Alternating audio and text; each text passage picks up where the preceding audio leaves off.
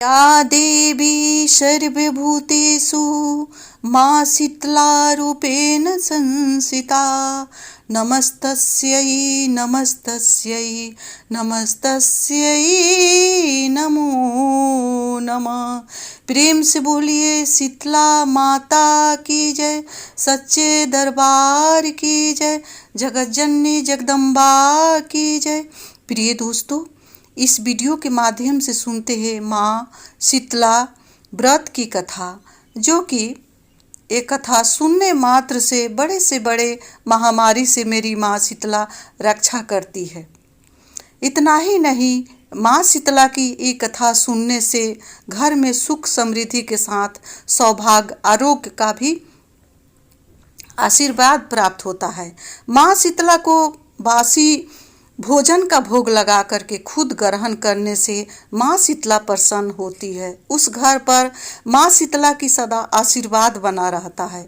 जो भक्त बसौड़ा यानी बासी भोजन का भोग माँ शीतला को लगाता है और माँ शीतला का विधि विधान से पूजा करता है, श्रद्धा भक्ति भाव से उनकी कथा को सुनता है, उस घर में माँ शीतला सदा निवास करती है और बड़े से बड़े महामारी, चेचक, फोड़ा, फुंसी, कोरोना जैसे महामारी से मेरी माँ शीतला रक्षा करती है।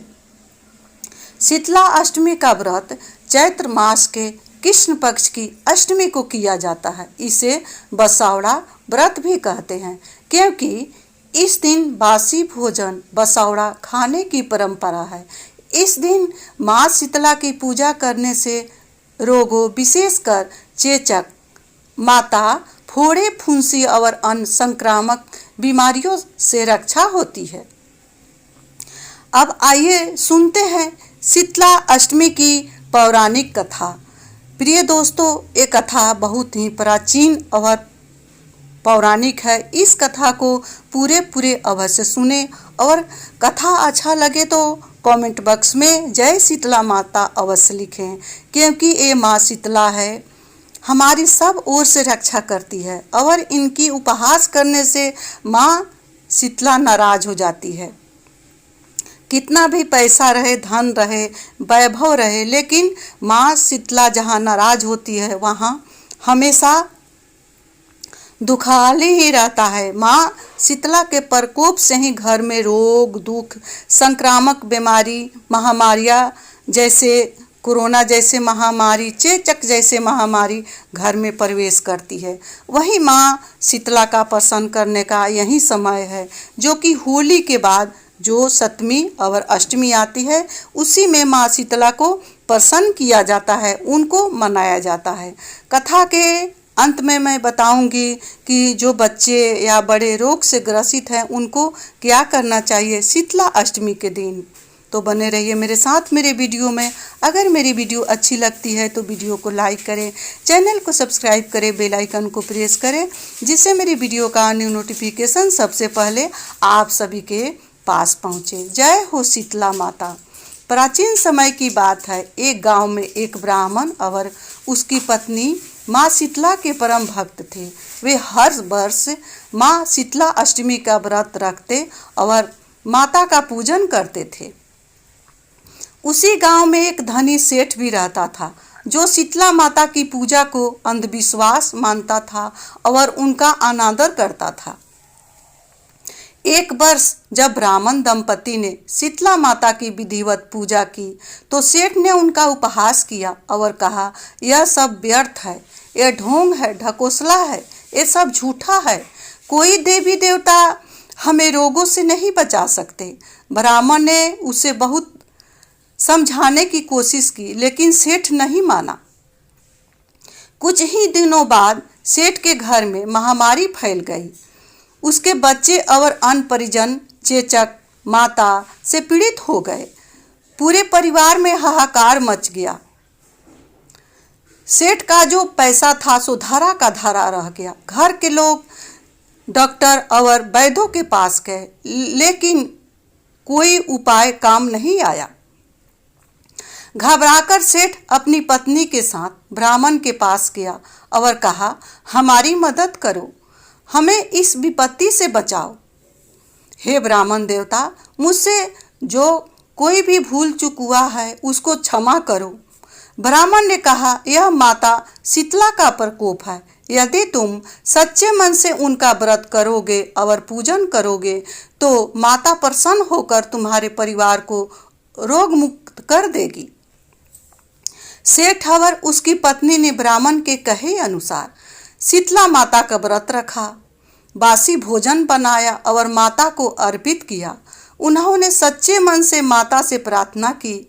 माता शीतला प्रसन्न हुई और उनके घर से महामारी समाप्त हो गई। सेठ का पूरा परिवार स्वस्थ हो गया। इसके बाद सेठ ने संकल्प लिया कि हर वर्ष पूरे विधि विधान से माता शीतला अष्टमी का व्रत रखेगा और गांव के लोगों को भी इसके लिए प्रेरित करेगा। जय माँ शीतला।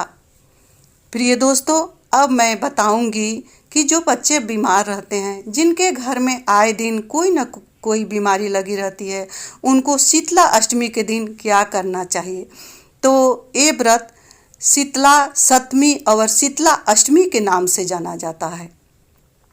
यह रोग मुक्ति का सबसे पावन प्रिय व्रत है जो कि हर मनुष्य को करना चाहिए, या औरत हो या जेंट्स हो, उनको इस व्रत को पूरे विधि विधान से करना चाहिए। सुबह जल्दी से उठ करके ब्रह्म मुहूर्त में स्नान करे, धुले हुए वस्त्र धारण करे और माँ शीतला को विधि विधान से बासी भोजन का भोग लगावें। एक दिन पहले सप्तमी तिथि में अपने रसोई घर में कुछ भी बना ले, चाहे पुआ बना ले, गुड़ावला बना ले, या बासी रोटी, कुछ भी ना हो तो बासी रोटी ही बना करके रख दे और दही, क्योंकि माता रानी को दही बहुत प्रिय है।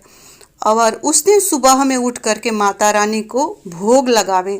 भोग लगा करके भोग में लौंग, इलायची, सुपारी, पान पत्ता भोग अर्पित करें और उस दिन दीपक से माता रानी का आरती उतारा नहीं करते हैं। उस दिन बिना दीपक का ही माता रानी का आरती उतारते हैं। दीपक शाम के समय में लगाया जाता है। दीपक थाली में सजा करके रखे और बिना जलाए हुए दीपक से माता रानी की आरती उतारे। विशेष करके इस दिन महामारी से बचने के लिए नीम वृक्ष का पूजा किया जाता है।